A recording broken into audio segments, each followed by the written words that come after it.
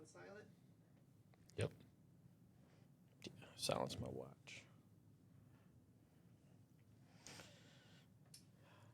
A minute for the question. We're all rolling and ready when you guys are. All right. First question. What sets Harry's holsters apart from other holsters?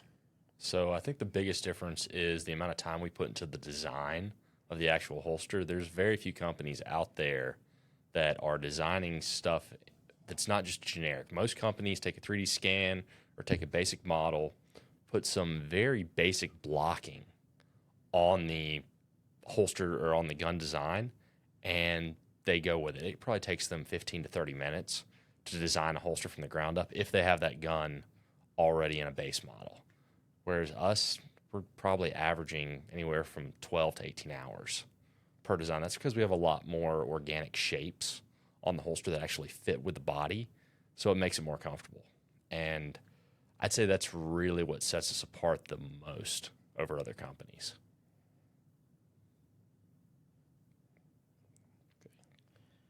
So I was going to jump around here because you just talked about comfort, so I was going to go to a comfort question. Just go to this one. Why is comfort so important for concealed carry? The reason, so comfort's really important for concealed carry because you need to have a holster that you're going to keep with you and wear with you. It doesn't do any good if the holster's sitting in your truck because it was so uncomfortable you had to take it off.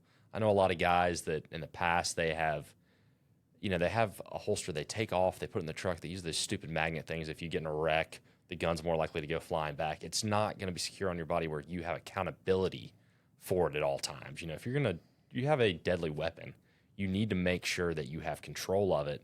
And the best way to ensure that is that it's on your person, and a comfortable holster is what's going to allow you to do that. We've all had those times where, you know, especially starting out, I didn't know exactly what to buy. And there's not a lot of holsters on the market just 7 to 8 years ago that we have now. Things have improved a lot. So you'd put a holster on and you'd either have to deal with an extreme amount of pain or you wouldn't wear it. I mean, that was kind of the reality for a long time. Or you had a holster that just didn't conceal well for most people. And so obviously you mentioned keeping it on the body, but in your opinion, what is the best way to concealed carry?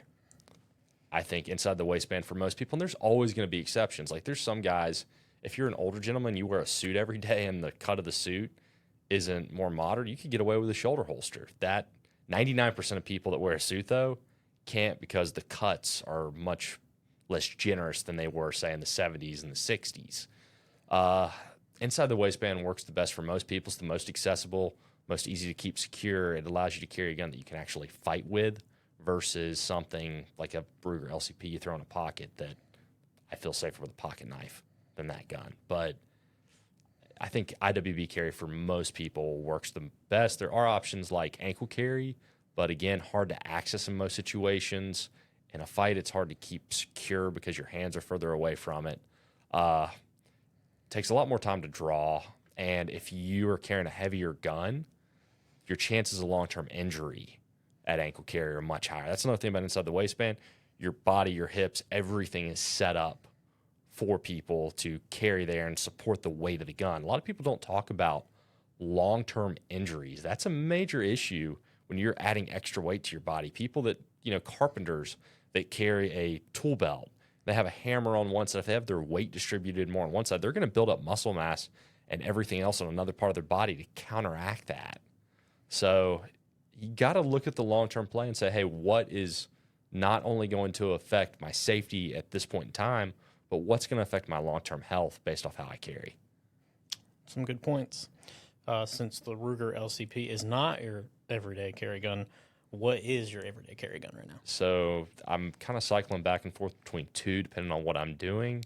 Right now, it is a Smith & Wesson 442, and that is my, hey, I'm running, I'm exercising, I'm lounging around the house, I'm running, going out into town running quick errands, and I'm not wearing a belt.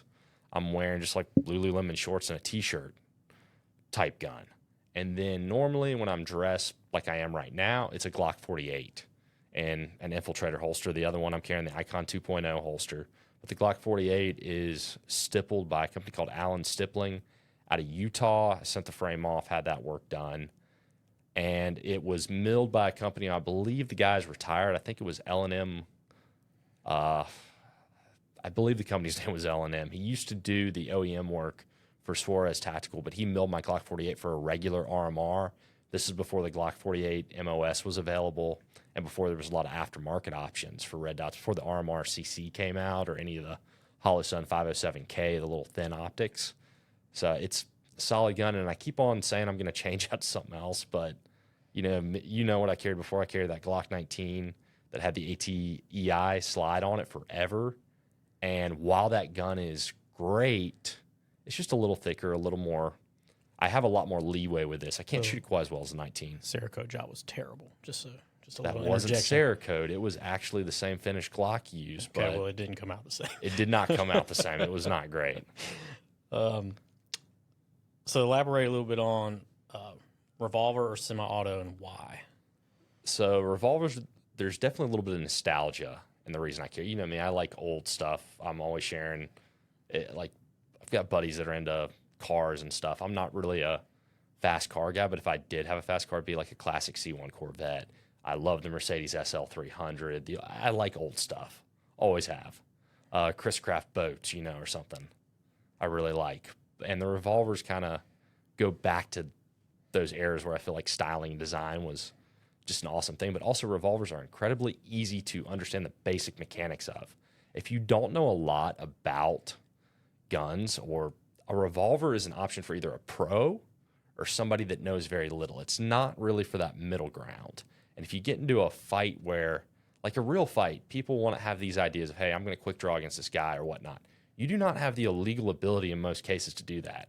You have a legal responsibility yourself and society to wait till the last possible moment to employ deadly force. And unfortunately, by the time you're able to draw your gun, or if somebody surprises you, whatever the situation, you might be up on that person. And there are techniques. I've taken force-on-force classes, so you can use a semi-automatic gun without pressing the slide back and disabling the gun from firing.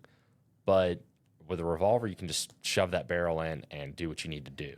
With a Glock 48 or a Glock 19, a SIG P320, you get that gun out of battery, it's not going to fire. And I think a revolver has a major advantage there. And like my entire family, you know this, my mom, my dad, and my sister all have Ruger LCRs in 327 Magnum that they carry with 32 Smith & Wesson long. It is a compromise. It is not the most powerful round out there, but all of them are not gun people. They want something. My sister wants something that she feels comfortable with, that she can shoot.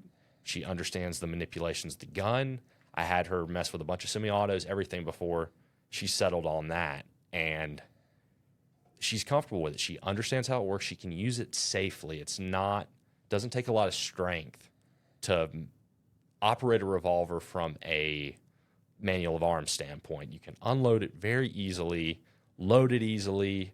You have a heavy double action trigger pull, which does give you a little bit of a safety factor. And my dad, he's 65 years old. He's got pretty bad arthritis in his hands. He carried a Walther PPS for a long time. Well, I say carried, he'd keep it near him. And that he didn't feel comfortable with the round in the chamber. There's nothing I could really say at that point that convinced him. He's comfortable with a revolver carrying 6 rounds in it. And even if he wasn't, the empty chamber underneath the revolver is the way most people would carry it. Once it rotates, you've got 5 rounds of stuff to do what you need to do. So I think revolvers are a great option for people. Semi-autos, definitely easier to shoot. Not quite as reliable in the fight. A lot more reliable if you're going to go to the range and shoot a lot of ammo. You know how many revolvers I've had to send back to manufacturers. Well, and the thing is when I tell people when they're considering between the two, if you're not going to practice with a semi-auto, you're not going to load mags, you're not going to practice changing mags, you're not going to take them in and out, rack the slide. It's just, if you're going to buy a gun just to throw it in your nightstand, just get a revolver. Yeah, like we had this conversation about your mom, and she bought a gun that she was sold a gun. I would not recommend the gun that she purchased. Yeah. So if you're the lowest common denominator, you got to be honest with yourself too about how much practice you're going to put into something. If look at a semi-auto, like driving a manual car. You know what? It might be a lot of fun. You might get a lot out of it, personal enjoyment, but go buy a freaking Toyota Corolla if you're just looking for a car that's going to get you from A to B and you don't want to put in a lot of time to learn how to be a great driver. And you need to eat your Starbucks while you're driving. I'm just kidding. Don't do that. It's not safe. All right. Speaking of, let's go ahead and got to answer this within 10 seconds. What is your favorite pistol of all time? Owned or not owned? Pistol or revolver? All right, we'll go semi-auto pistol first.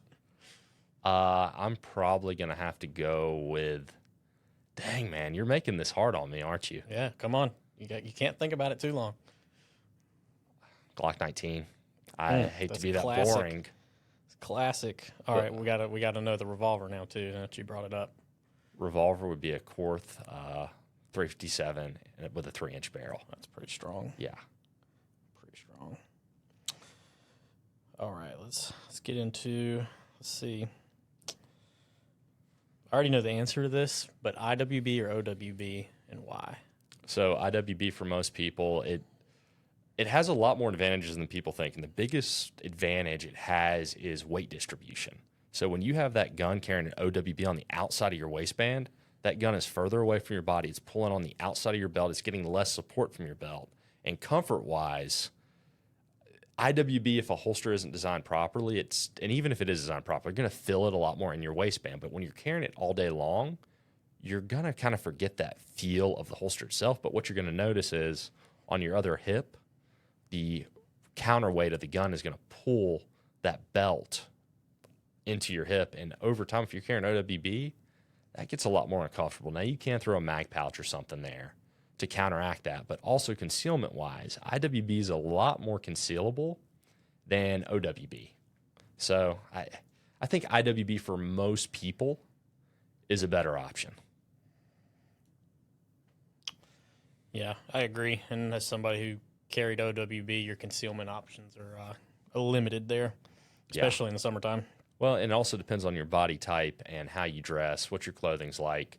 A lot of older guys carry trucker jackets, and they'll carry revolvers with really short barrels. You can get away with carrying pretty much anything as long as your gun's sitting high enough in an OWB holster. But if you're a younger guy and you dress more like we dress, it can become an issue. Agreed. All right, so what would you tell a first-time concealed carrier?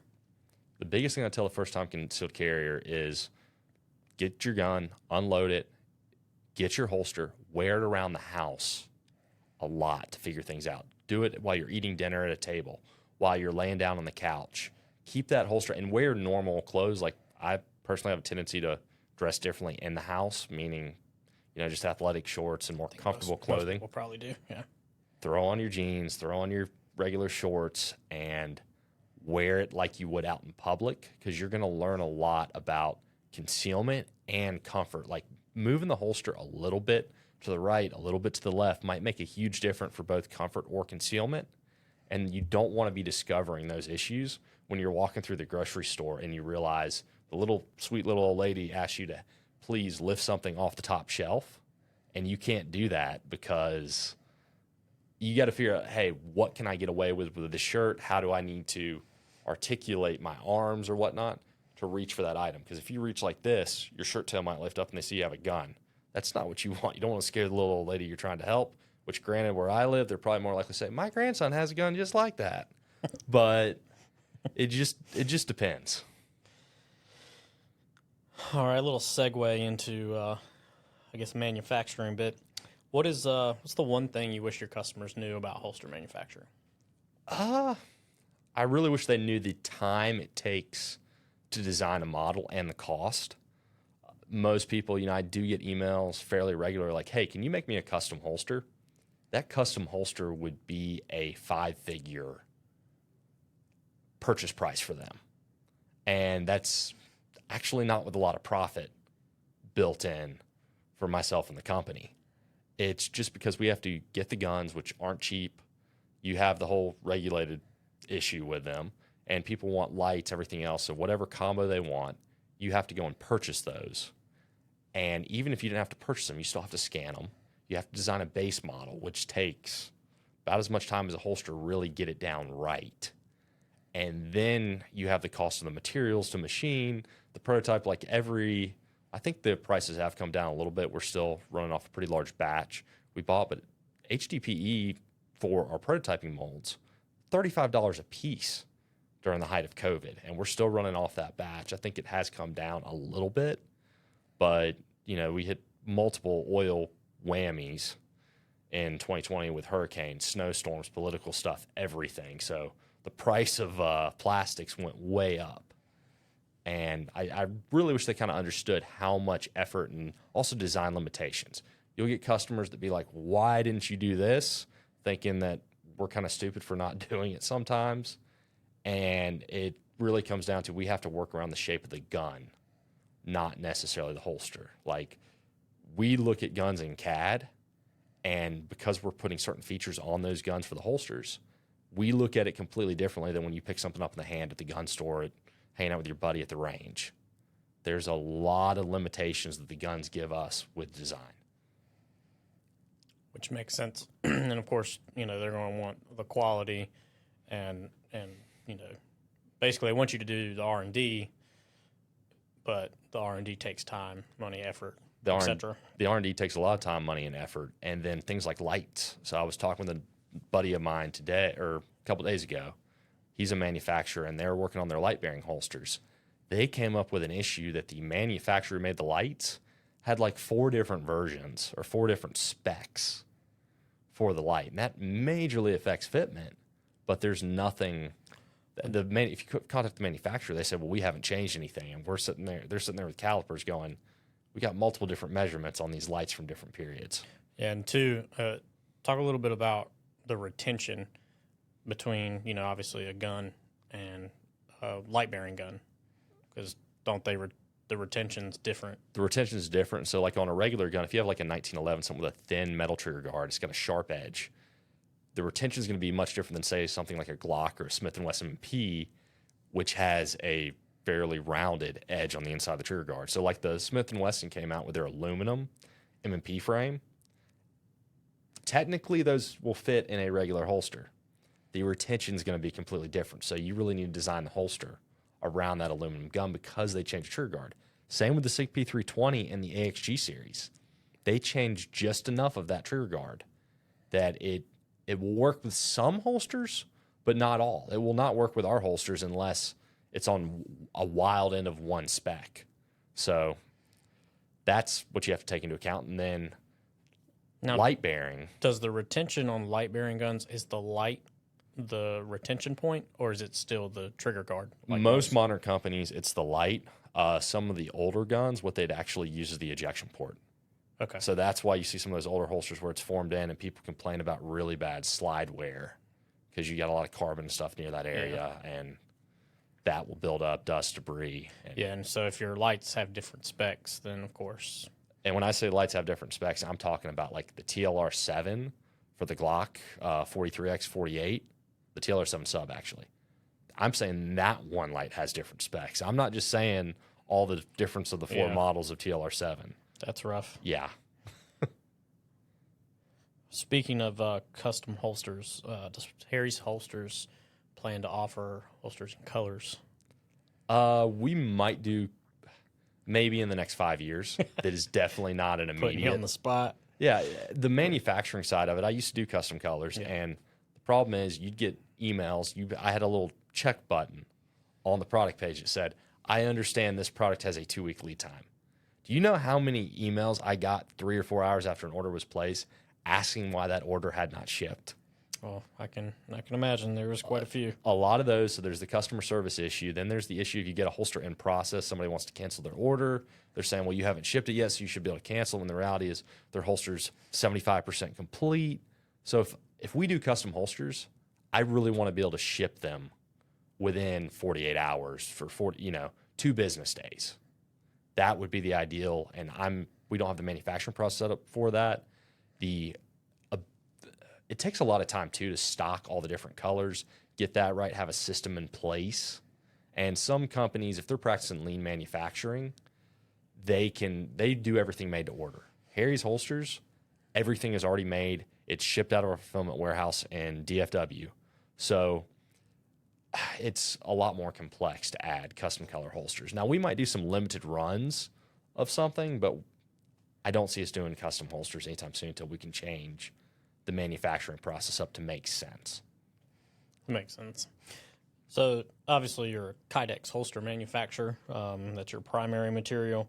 How do you make yours more comfortable over everybody else that makes Kydex holsters? Because there's 1,000,001 of you guys. So the biggest difference is the shapes we use. It's more organic, so it's more rounded. If you look at the back of our holsters, you don't have these sharp, hard edges that everyone else has.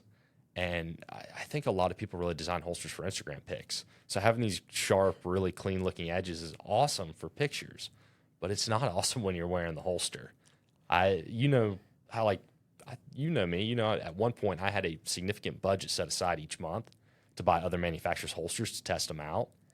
And we've slowed down on that just because there hasn't been a lot of new, interesting stuff released. We were making up for lost time when we started out. So I was spending a lot each month. And now I do it 2 or 3 times a year when somebody comes up with something interesting or I want to try out. And most of the time, they're uncomfortable. It's due to the sharp, hard edges. You know, now you're obligated, if you ever make a holster with some really sharp edges, to call it the IG Instagram. That's a good name. That's a good idea. Don't get sued, but, you know, try it and see what Zuckerberg happens. sue me. He's too busy shutting down other gun pages. It's okay. All right, so your holsters are not only comfortable because of the design, but you have a lot of adjustment, and that goes all the way back probably to the beginning of Harry's holsters. Talk a little bit about how you can adjust in your holsters versus not even necessarily against anyone else's, but how can you adjust your holster for maximum comfort? Our flagship lines, I'm not sure the Icon has quite 3/4 of adjustment, but the Infiltrator and the Shorties have 3/4 inch of adjustable ride height, and then they also have 30 degrees of cant. So the cant's really important if you're carrying behind the hip. You know, if you have a holster with 0-degree cant, it's not going to conceal nearly as well, and then your arm's going to have to torque much more to keep your hand straight. So it's a more natural draw stroke with a cant. So there's no reason if you're carrying behind the hip not to cant the gun unless you're carrying an optic, because a lot of times the optic will bottom out on the belt, so you can't get as much cant. We try to design ours at a nice sweet spot. Now, can you tuck the optic in the pant with the... Not really, no. Okay. There's people that have tried to cover the optics with a holster, but again, then you basically have a reverse claw. The optic pushing out. And it's pushing the grip of the gun out, yeah. So adjustable ride height there for appendix carry. We're all shaped and built a little bit differently based on the proportions of our thighs, our hips, our waist. And so, like, you wear khakis and jeans, I guess, right? Yeah. So if you're wearing jeans, generally they tend to ride lower than khakis. And I've tested out one holster from probably one of the most popular brands on YouTube. I was wearing khakis, tried it on. It actually worked pretty well. I could sit down, I was comfortable. I was going to see my grandma the next day, and on that drive, I was like, I'm going to test out this holster some more. So I put on jeans, and I went and I put that holster on. I sat down. Thank goodness I did that before I got in the car, because while I was sitting down, it was about 2 minutes in, the holster became unbearable to wear. And it's because it brought the holster lower and it had those sharp edges, so it was contacting my thighs, and it was very painful. Yeah, that's the hardest part of wearing IWB is transitioning from sitting to standing and having that comfort, because you're not going to just stand the entire time you're wearing a holster. Yeah, and if you look at most holsters, they have that sharp edge built into it right underneath the trigger guard. That's why ours are very well rounded there. So it's going to sit there. You're going to feel it, but it's not going to be painful. And if it is painful, that's where you have that adjustable ride height. You can move it up or you can move it down, because another issue, it's either going to poke into your thigh or it's going to put a lot of pressure on your groin. So if it's poking your thigh, you probably need to move the holster up. If it's putting pressure on your groin, you actually need to move the holster down, because that moves the weight distribution down so it's not causing discomfort.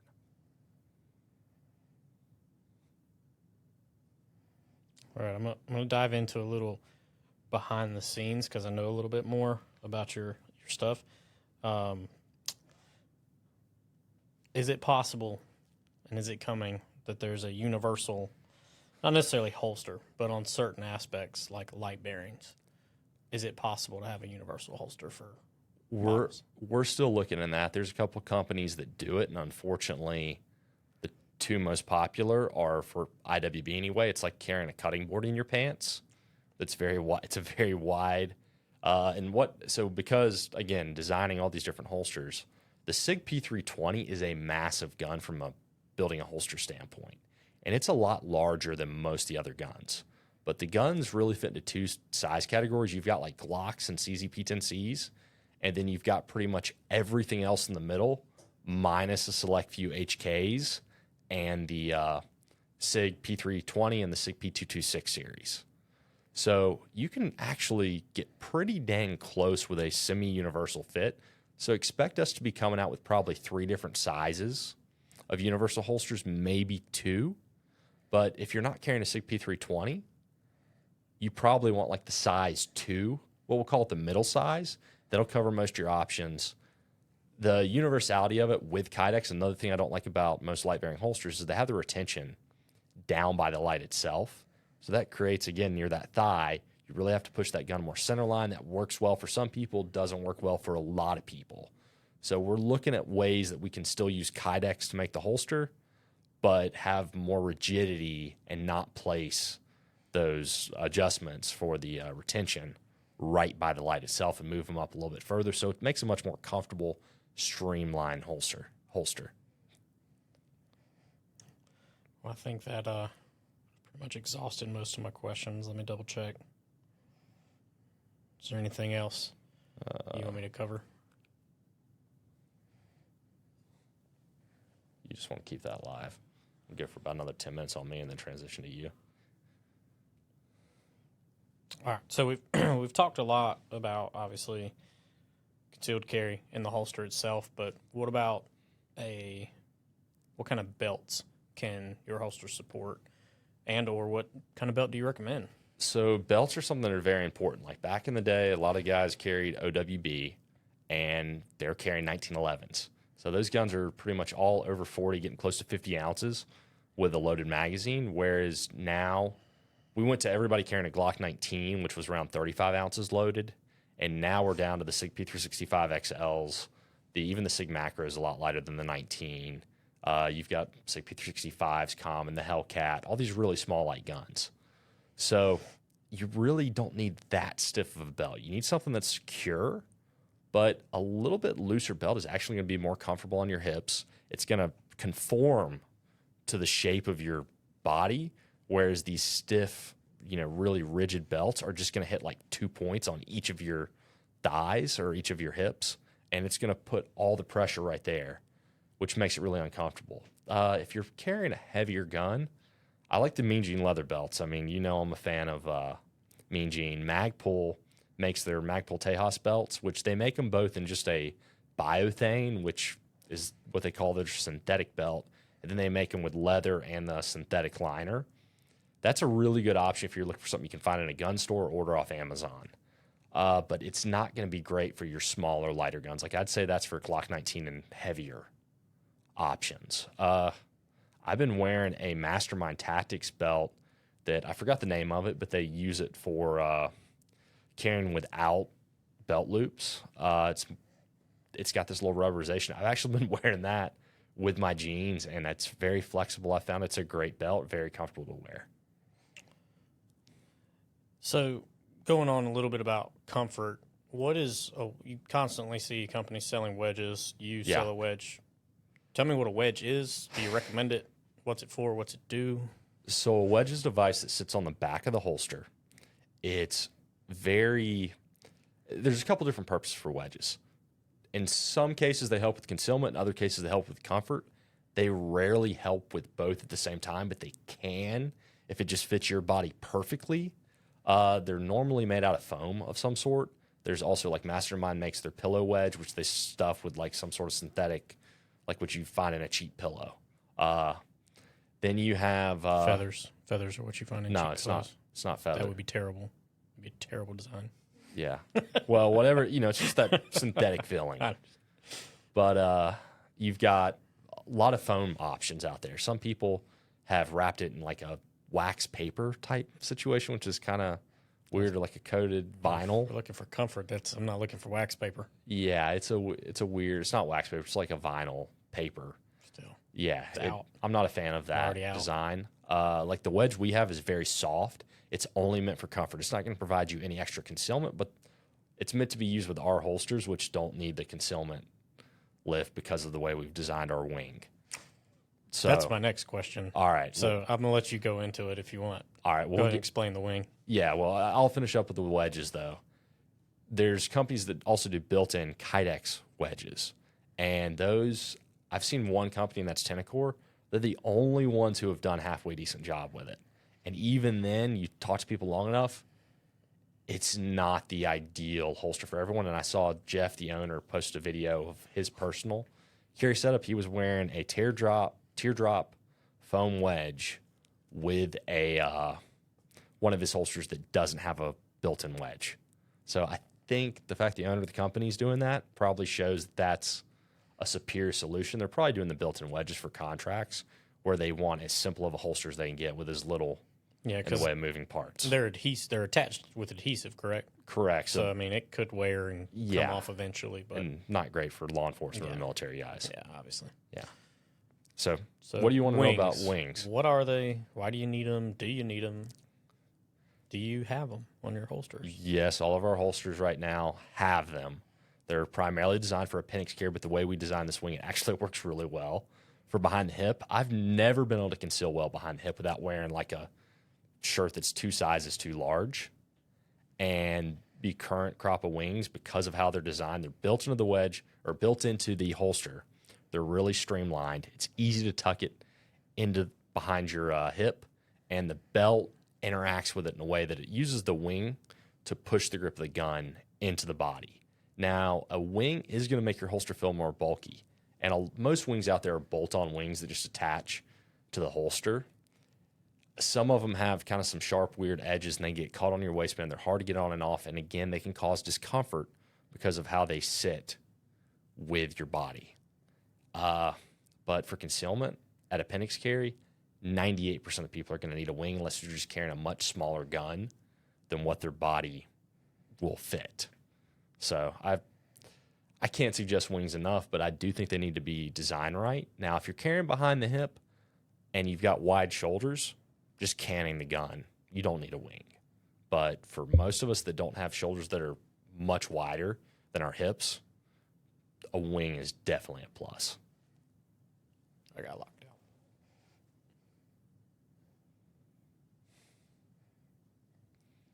All right.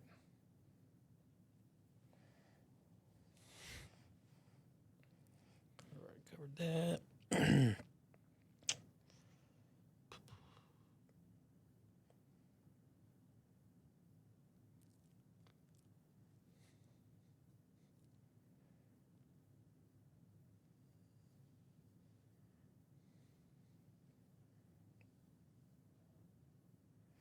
All right, we touched on red dots earlier. Do you recommend red dots for concealed? I know we talked about how they can sometimes cause a little hiccup there when you're trying to carry, catching Behind the hip. Yeah, behind the hip, catching on the belt, the waistband. But do you recommend them overall? It depends on the user, and it's kind of like revolvers versus semi-autos. So if you're going to take the time in to really learn how to use a red dot, and this is where all the hyper red dot fans are going to be like, well, a red dot will make you a better shooter. All that. Yes, it will. If you're willing to put in the time and practice up front, you will get better faster using a red dot. But if you're not going to use a red dot on a regular basis, you're not going to train. You got to change the batteries on a red dot. You have to do regular maintenance. If you're looking for something that's just basic, iron sights are better for most users. But if you're willing to put the time in, a red dot's 100% game changer. And iron sights are kind of bulletproof. You pick it up, you don't have to worry about if you change the battery in the last 365 days. There's truth to that, but I'll also say this. I've had a lot of iron sights come loose over time. I've gotten to the point where I don't like just press fit iron sights. They have to have some sort of set screw in them. And even then, you've got to do maintenance. But if you're not willing to do maintenance on something, you're probably not doing maintenance on your iron sights as well, same with the dot, and you might not be using the gun that much. Yeah. So I will say all the guns I've had issues with the iron sights are high round count guns or guns that I've carried a lot. Most of the time, both. And this is kind of a weird question, but why would you not buy a Harry's holster? What would push you away from it? If IWB carry is not your thing, that would be a good reason for it. And if you do not want, like, our built-in wings are a little more bulky. So a lot of people, I say a lot, the reviews on these holsters have been insane. And I think most people, and especially people that have carried for a while, really understand the advantages of the design. Well, it's simple, and that's simplicity is king. Look at Apple, yes, and a lot of other companies where their designs are simple but effective. You That don't was- have multiple components. It's not another screw you have to tighten. Speaking of maintenance, there's no screw for your wing. We've got one retention screw, and you got the 2 screws and the nuts and everything for the clip. Yep. That's it. You can't ask for much simpler than that. Not for what the holster does. I will say, if you're brand new to concealed carry, I'd almost rather you buy somebody else's holster, because when you buy ours, you'll realize how good it is.